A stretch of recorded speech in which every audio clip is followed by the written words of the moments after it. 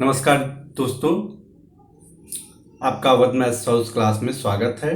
Student, ये हमारा जो प्लेटफॉर्म आपको मालूम है कि हम लोग लखनऊ यूनिवर्सिटी की जो बीएससी क्लास है उस पे वर्क कर रहे हैं। हम लोग क्या करेंगे कि बीएससी चाहे वो फर्स्ट ईयर हो, बीएससी चाहे वो सेकेंड ईयर हो, बीएससी चाहे वो थर्ड ईयर हो, इसी पे जो है लगातार काम करते चल रहे हैं। आपके साथ में न्यू फैकल्टी भी जुड़ेंगी। अमित सर ऑर्गेनिक केमिस्ट्री में वर्क कर रहे हैं, बहुत जल्दी ही आपको लेक्चर प्रोवाइड करेंगे। वीडियो बन रहे हैं। कार्बो केमिस्ट्री चैनल है, कार्बो केमिस्ट्री चैनल पे आप विजिट करिए और ऑर्गेनिक का जीओसी वाला पार्ट चल रहा है, वहाँ पे जाके आप देखिए। जाके हम जो शुरू किए थे इनऑर्गेनिक केमिस्ट्री शुरू किए थे और आपको हमने पूरा एक डिटेल वाइज सिलेबस का डिस्कशन किया था कि पहले कौन आता है, बाद में कौन आता है, कितनी यूनिट होती है, सारी चीज़ें हमने डिस्कस कर ली थी। आज जो है बड़ी मेहनत की हमने, एक एक चीज़ देखी, उसके बाद पता किया कि चैप्टर की शुरुआत कैसे करनी चाहिए, क्या करें कि कम समय में आपको ज़्यादा से ज़्यादा मटेरियल प्रोवाइड कर पाएँ, जिससे आपके मार्क्स जो नंबर हैं वो आपके अच्छे आ सकें। क्योंकि मैंने पहले भी बताया है कि बीएससी में क्या है कि सिस्टमेटिक वे से आप अगर नहीं पढ़ते हो तब तक आपके मार्क्स नहीं आ सकते, अच्छे नंबर नहीं आएंगे। तो इसके लिए हमें क्या करना है, हमको एक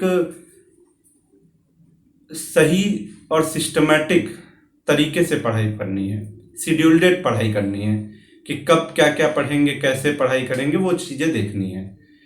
तो हमने यहाँ पे जो है पिछले साल 2014 से लेकर 2018 तक के प्रीवियस ईयर के जो क्वेश्चन आए हैं उनके बारे में डिस्कस करेंगे और यही क्वेश्चन हम लोग अपने आने वाले हर लेक्चर में, हमारे पास बहुत सारे क्वेश्चन हैं, हर एक क्वेश्चन को हर एक लेक्चर में पढ़ाएंगे। मतलब क्या कहना चाह रहे हैं कि जो भी हमारा लेक्चर आएगा उस लेक्चर में हम हर एक क्वेश्चन को सॉल्व कर रहे होंगे और विद बेस्ट कॉन्सेप्ट, एकदम अच्छे से, एकदम क्लियर कट कॉन्सेप्ट जो होगा उसके बिहाफ पे हम लोग क्वेश्चंस को सॉल्व कर रहे होंगे। क्योंकि बताएं, यही क्वेश्चन जो हैं अक्सर रिपीट करके हमारे एग्जाम में आते हैं। हमारा एग्जाम ऐसा नहीं है कि हर साल नया क्वेश्चन आता है। बीएससी के एग्जाम ऐसे होते हैं जिसमें क्या है कि सवाल बार बार रिपीट करके आता है। तो चलिए हम लोग डिस्कस करते हैं अपने सिलेबस को और जो प्रीवियस ईयर में आए हुए क्वेश्चन हैं उनको हम लोग डिस्कस करेंगे। इनऑर्गेनिक केमिस्ट्री पेपर फर्स्ट होता है। पेपर फर्स्ट लिखा रहता है या पार्ट फर्स्ट लिखा रहता है? आप यूनिवर्सिटी का पेपर उठा के देखेंगे, लिखा होगा पेपर फर्स्ट, नहीं लिखा होगा पार्ट फर्स्ट। पार्ट फर्स्ट का मतलब क्या होता है? बीएससी फर्स्ट ईयर में हो। पेपर फर्स्ट का मतलब क्या है कि आपका केमिस्ट्री का फर्स्ट पेपर है। दोनों में डिफरेंस है। पार्ट फर्स्ट का मतलब होता है जैसे बीएससी पार्ट फर्स्ट मतलब आप बीएससी फर्स्ट ईयर में, बीएससी पार्ट सेकेंड मतलब आप बीएससी सेकेंड ईयर में, बीएससी पार्ट थर्ड मतलब आप बीएससी थर्ड ईयर में हैं। और पेपर फर्स्ट का मतलब हमारा इनऑर्गेनिक से रिलेटेड है। यूनिट नंबर फर्स्ट की हम लोग बात करेंगे। यूनिट फर्स्ट में हमने बात किया था, दो चैप्टर मेनली हैं, एक एटॉमिक स्ट्रक्चर है, ठीक है, और दूसरा हम लोग क्या करते हैं, पीरियोडिक टेबल के बारे में डिटेल डिस्कशन करने वाले हैं। समझ में आ रहा है? दो चीज़ें यहाँ पे बहुत डिटेल में पढ़ेंगे, फिर उसी में वंडर वाल फोर्सेस, इलेक्ट्रोनेगेटिविटी वाले पढ़ेंगे।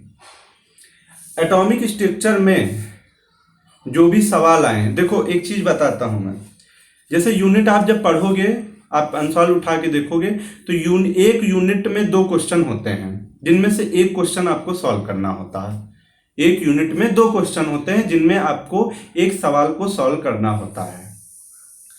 अब अगर यूनिट फर्स्ट में बात करें तो एक सवाल जो पूरा पूरा बनेगा वो इस एटॉमिक स्ट्रक्चर से बनेगा और दूसरा जो पूरा पूरा सवाल बनेगा वो पीरियोडिक टेबल से बनेगा। क्लियर है मेरी बात? तो आप अगर एटॉमिक स्ट्रक्चर को कायदे से पढ़ लेते हैं मन लगा के तो आपका एक सवाल पूरा पूरा तैयार हो जाएगा। क्लियर है? तो फोकस क्या करना है, एक एक सवाल बहुत ढंग से लगाना है, सिस्टमेटिक अंदाज से लगाना है, भागना नहीं। देखो धीमे धीमे कछुए की चाल से चलना है, लेकिन क्या करके, एक शेड्यूल्डेड पढ़ाई करके। ये जितने भी सवाल है ना, इनको आप लिख लिख के, एक बार नहीं 10-10 बार लिख लिख के प्रैक्टिस करिएगा। और करने के बाद क्या करना है, एग्जाम में आराम से लिख के चले आना और अच्छे मार्क्स मिल जाएंगे। चलिए शुरुआत करते हैं। 2018 में हमारे पास एक सवाल आया, what are N, L and M values. N पता है प्रिंसिपल क्वांटम नंबर होती है, एल एजुमिथल क्वांटम नंबर होती है और एम मैग्नेटिक क्वांटम नंबर होती है। इनकी वैल्यू निकालना है for 2p1 electron, 2p1 electron के लिए निकालना है। तो बेटा जब हम क्वांटम नंबर पढ़ रहे होंगे, तो वहां पे ये सवाल सॉल्व करेंगे, एन एल एम की कैसे वैल्यू निकालती हैं, और यहाँ पे एक एस भी पढ़ेंगे स्पिन क्वांटम नंबर के बारे में। क्लियर है? ये तो पहला सवाल आया। ऐसा नहीं कि एक सवाल में 2-3 सवाल जुड़े होते हैं, तो एक ये लिखोगे। दूसरा है कि derive de Broglie equation and discuss its significance. De Broglie wave equation होती है, उसके बारे में आपको बेटा डिस्कस करना है। थोड़ा सा मैं एक बात को एक्सप्लेन करता हूं। डी ब्रॉगली ने क्या कहा था कि कोई भी एक पार्टिकल है, जैसे मान लेते हैं इलेक्ट्रॉन है, तो ये अगर ये मोशन में है यानी मूविंग पार्टिकल है, तो इस पार्टिकल में एक वेव एसोसिएट होती है। एक क्या एसोसिएट होती है? वेव एसोसिएट होती है। तो डी ब्रॉगली का कॉन्सेप्ट यह था, जब इलेक्ट्रॉन चलता है तो वो वेव की फॉर्म में चलता है। डी ब्रॉगली की मदद से ही नील्स बोर्स का जो कॉन्सेप्ट था कि जो एंगुलर मोमेंटम होता है वो NH/2π होता है, यानी कि इंटीग्रल मल्टीपल ऑफ H/2π। मतलब क्या कहना चाह रहे हैं, नील्स बोर ने कहा था कि एटम के अराउंड में जो ऑर्बिट होती हैं, हर एक ऑर्बिट में इलेक्ट्रॉन मूव नहीं करता है, इलेक्ट्रॉन उसी ऑर्बिट में मूव करता है जिस ऑर्बिट में H/2π का इंटीग्रल मल्टीपल होता है। लेकिन नील्स बोर ने बात प्रूफ नहीं कर पाई थी। तो प्रूफ किसने किया था? डी ब्रॉगली ने किया था। कैसे प्रूफ किया था? कि इलेक्ट्रॉन को उसने क्या माना था? एक वेव नेचर माना था, और देन प्रूफ किया था। तो ये आ गया था। जब ये आया, थोड़ा सा हिस्ट्री बता देता हूं, मतलब समझ रहे हो, नील्स बोर के बाद, नील्स बोर में जब सुधार किया डी ब्रॉगली ने, तो यहां से एक थ्योरी जनरेट हुई कि कोई भी पार्टिकल है वो एक वेव से एसोसिएट होता है। तो यहां से एक नया कॉन्सेप्ट जनरेट हो गया, duality nature of particle.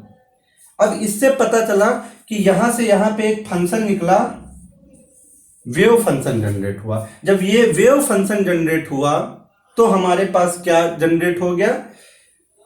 Schrodinger wave equation आ गई। जब वेव फंक्शन मिला तो श्रोडिंगर वेव इक्वेशन आ गई। मतलब पार्टिकल जो है, पार्टिकल वेव फॉर्म में जाता है।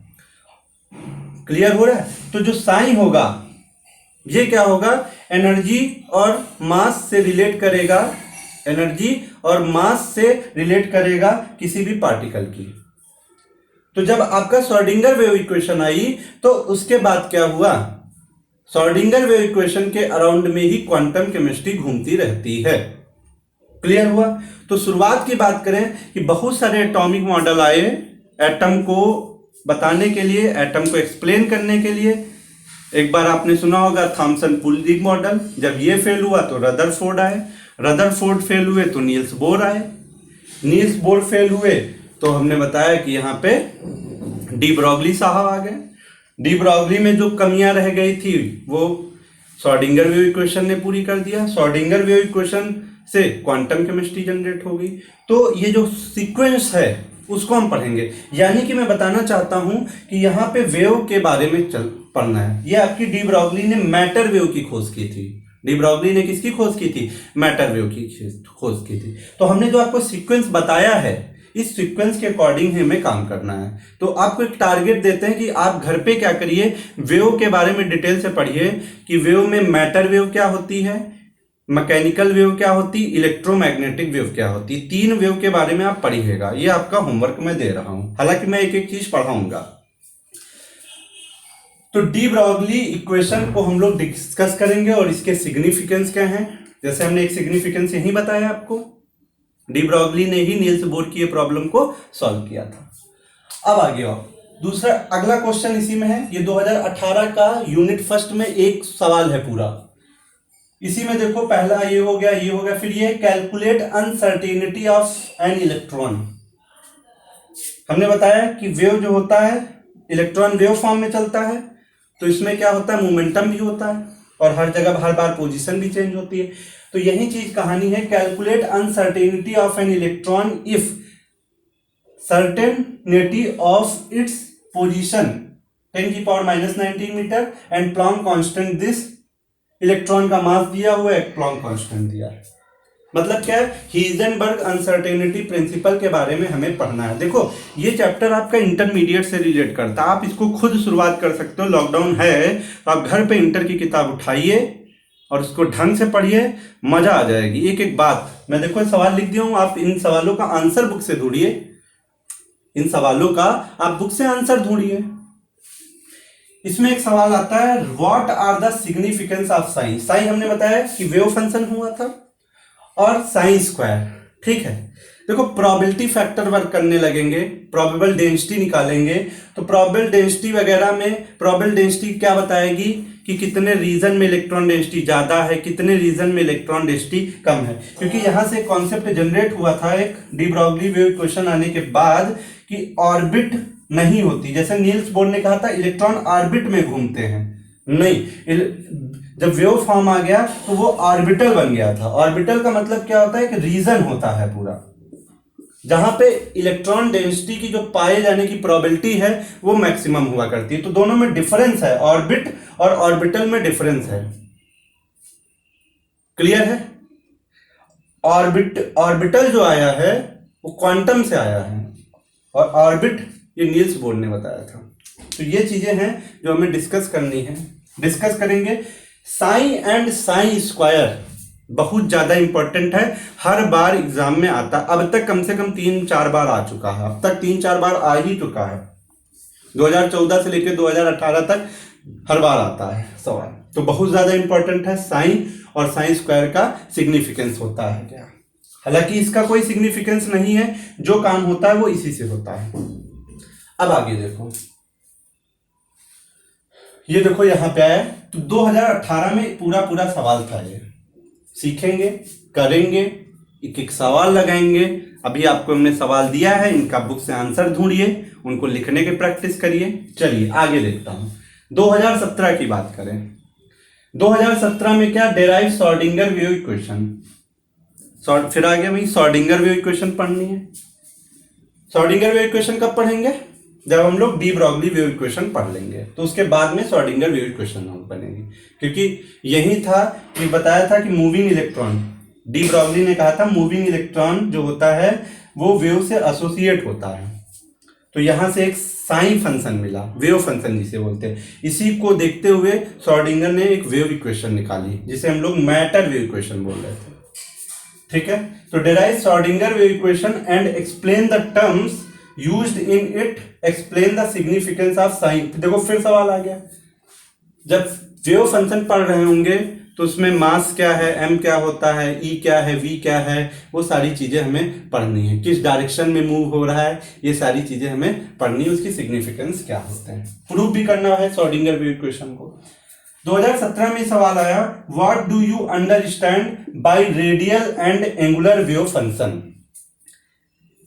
हम जब पढ़ रहे होंगे रेडियल नोड क्या होता है, एंगुलर नोड क्या होता है, रेडियल सरफेस क्या होता है, तुमको क्या लगता है, जैसे एटम है, एटम का एक न्यूक्लियस होता है, एटम का जैसे ये न्यूक्लियस है, तो न्यूक्लियस के राउंड में कुछ जगह इलेक्ट्रॉन मान लो इतनी दूरी तक पाए जा रहे हैं, तो हो सकता है यहाँ पे इलेक्ट्रॉन ये बीच में गैप में ना पाए जा रहे हो, यहाँ बीच वाले में ना पाए जा रहे हो, फिर इलेक्ट्रॉन पाए जाना चालू हो। तो जहां पे इलेक्ट्रॉन नहीं पाए जाते हैं इनको हम लोग नोडल सरफेस बोलते हैं। इनको हम लोग क्या बोल रहे हैं, नोडल सरफेस बोलते हैं। तो नोड एक ऐसी जगह होती है जहां पे इलेक्ट्रॉन कि पाए जाने की जो प्रोबेबिलिटी होती है वो मिनिमम होती है। क्लियर है? अब आगे देखो, तो जब नोड पढ़ेंगे, नोडल सरफेस क्या होती है, नोड प्लेन क्या होते हैं, एंगुलर नोड क्या होते हैं, तो ये सारी चीजें जब पढ़ रहे होंगे तो वहां पे हम लोग इसकी बात करेंगे नोडल के बारे में।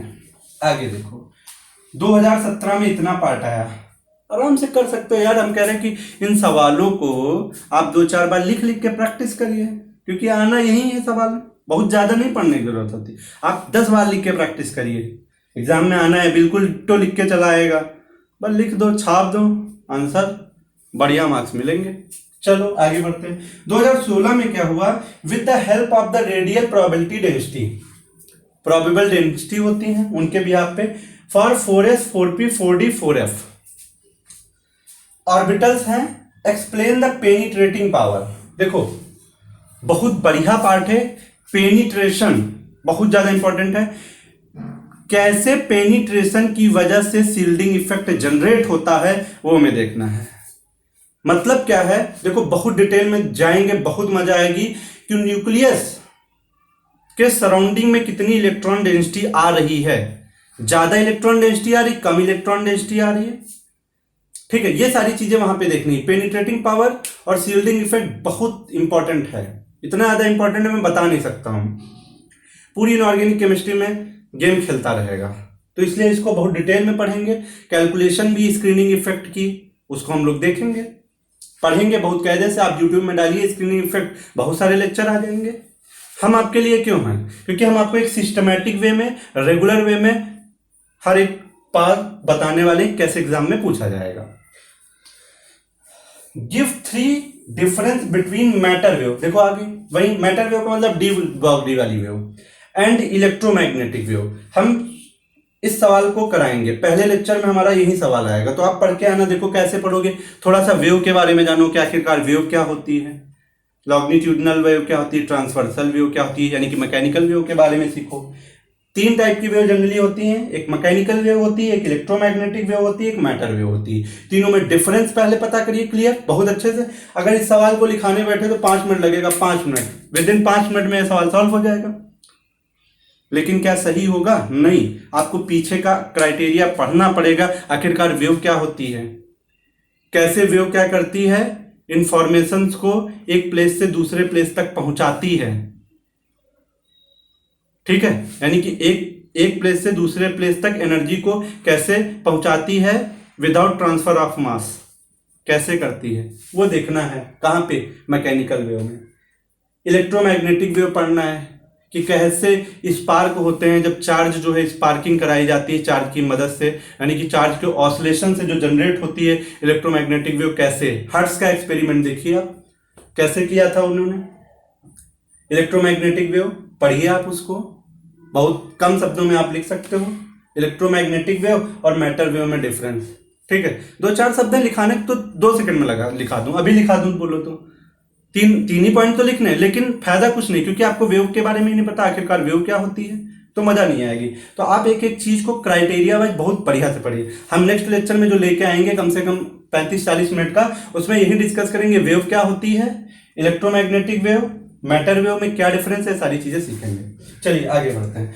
Significance of sign and sign, फिर देखो टपक पड़ा, बहुत इंपॉर्टेंट है भैया, क्योंकि जो आप अभी तक पढ़ते आए थे कि इलेक्ट्रॉन ऑर्बिट में मूव करता है, लेकिन ऐसा नहीं है, ऐसा नहीं है।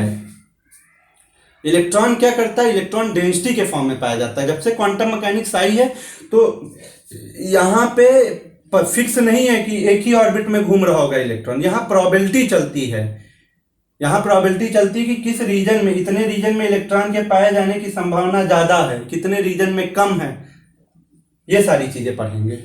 तो ये 2016 तक का इंट्रो था। अब इसके बाद आप बने रहिए मेरे साथ, इसके बाद हम देखेंगे 2015 और 2014 में आए हुए क्वेश्चंस।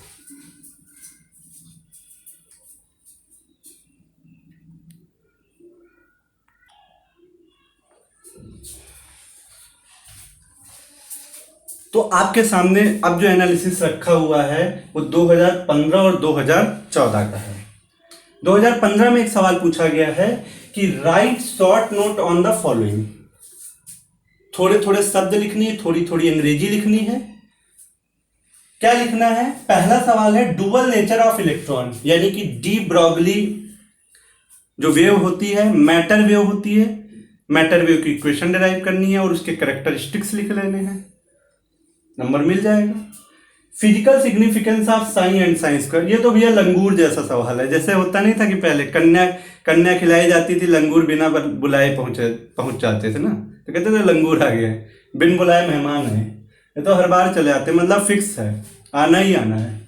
तो इसको तैयार कर डालो, यूट्यूब में डालिए search, what is the physical signification of sign and sine square, आराम से आंसर मिल जाएगा। वेव फंक्शन और प्रोबेबल डेंसिटी के बारे में डालिए, आ जाएगा। इफेक्टिव न्यूक्लियर चार्ज, वही चीज बताइए, जैसे शील्डिंग इफेक्ट है, पेनिट्रेशन है, न्यूक्लियर चार्ज है, इफेक्टिव न्यूक्लियर चार्ज है, इसके बारे में बहुत बढ़िया से पढ़ना है। ठीक है, तीन चीजें हमने बताई, स्क्रीनिंग इफेक्ट, पेनिट्रेशन और न्यूक्लियर चार्ज। इसके बारे में डिटेल, स्लैटर रूल क्या होता है, सब पढ़ना है। आप सर्च करिए, आप देखो बीएससी फर्स्ट ईयर एक एकेडमिक लेवल का, एकेडमिक लेवल तो बीएससी भी है, दो देखो लेवल होते हैं, कॉम्पिटिटिव लेवल होता है, एक एकेडमिक होता है। कॉम्पिटिटिव क्या है, रेलवे एसएससी वगैरह में चले जाओ, इधर बीएससी है, 12th है, एमएससी है, सब क्या है, ये हमारे इसमें आ जाते हैं। ठीक है, एकेडमिक लेवल में 2015 का सवाल वही है। फिर क्या देख रहे हो, वही चीज घूम फिर के, कहीं डी ब्रॉगली इक्वेशन आ रहा है, कहीं श्रोडिंगर पूछ ले रहे हैं, कहीं साइन साइन स्क्वायर पूछ ले रहे हैं। तो क्या सीख क्या मिल रही है कि भैया पुराने सवाल लगाओ, पुराने सवालों की प्रैक्टिस करो, लिख लिख के प्रैक्टिस करो। नहीं करोगे तो अच्छे मार्क्स नहीं मिलेंगे, करोगे तो मालो माल हो जाओगे, इतने नंबर आएंगे कि रखने की जगह नहीं होगी आपके पास ना। शुरू करिए, बीएससी है, कोई बहुत बड़ी चीज थोड़ी है। देखो बीएससी में बच्चा, बहुत सारा बच्चा गांव से आता है, बहुत कमजोर होते हैं बच्चे, शहर की भी बच्चे हो सकते हैं कमजोर हैं, लेकिन ज्यादातर फैक्टर यही रहता है कि बच्चे कमजोर ही मिलते हैं। तो बहुत बेसिक से लेकर चलना पड़ता है, इसलिए हम कह रहे हैं बेसिक किताबें। तुमको दुनिया भर के लोग बताएंगे ये किताब पढ़ो, वो किताब पढ़ो, नहीं, आप इंटर की किताबें उठाइए, इंटर की किताब एक बार ढंग से पढ़िए, एटॉमिक स्ट्रक्चर का, बढ़िया से आपको क्लियर हो जाएगा। और वादा करते हैं हर एक क्वेश्चन का आंसर आपके सामने होगा, पढ़ के तो देखिए, बाकी हम तो आपके साथ लगे हुए ही हैं।